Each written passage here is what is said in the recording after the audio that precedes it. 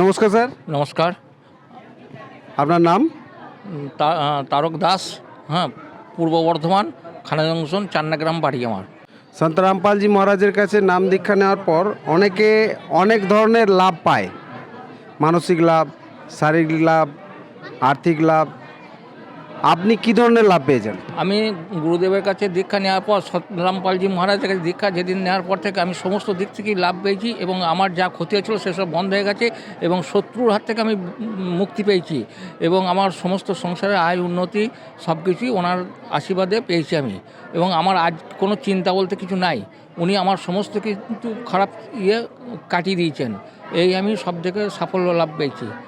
আমার সমস্ত সংসারে যা ক্ষয়ক্ষতি বা শত্রু ছিল সেই শত্রু আজ সব ধ্বংসর পথে। হ্যাঁ, এবং আমার ব্যবসা বাণিজ্য, আমার জমি জায়গা এবং কৃষির ফসল পর্যন্ত সব কিছুই আমার দীক্ষা নেওয়ার পর থেকে উন্নতির পথে। হ্যাঁ, এবং মেয়েরা, আমার প্রচণ্ড কঠিন রোগ ছিল, সেই কঠিন রোগ ধরা পড়ার পর আমার মেয়ে আজ রোগ থেকে মুক্ত। হ্যাঁ, তা আমি গুরুজির যে এত ফল পাবো দীক্ষার পর, আমি এটা কখনোই ভাবতে পারি নাই। এবং আমি জীবনে যে চলার পথে আলোর পথ দেখতে পাচ্ছি যে, এবং আমি কালকে কি হবে ওনার আশীর্বাদে আমি জব করার আমি দেখছি উনি আমার নিজে মাথায় হাত রেখে দিয়েছেন সব সময়।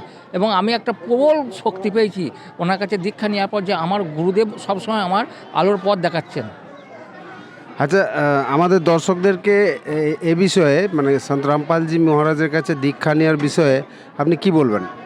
আমি বলবো যে সবাই আমাদের এই গুরুদেবের চরণে সমাপন্ন হন, তাহলে তার জীবনে দুঃখ কষ্ট কিছুই থাকবে না এবং সে জীবনে প্রতিষ্ঠা লাভ করতে পারবে।